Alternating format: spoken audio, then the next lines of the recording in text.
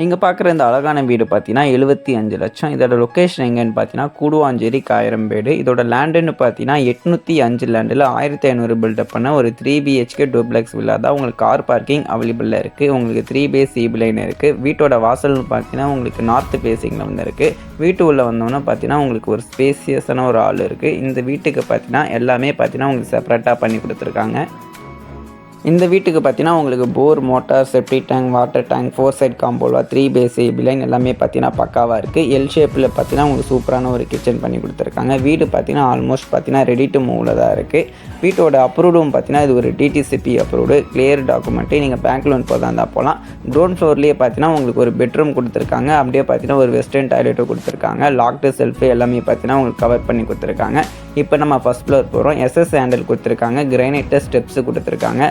First floor வந்தோன்னு பார்த்தீங்கன்னா உங்களுக்கு 2 மாஸ்டர் பெட்ரூம் கொடுத்துருப்பாங்க. ரெண்டுமே பார்த்தீங்கன்னா உங்களுக்கு அட்டாச் வெஸ்டர்ன் டாய்லெட் தான் பண்ணி கொடுத்துருப்பாங்க.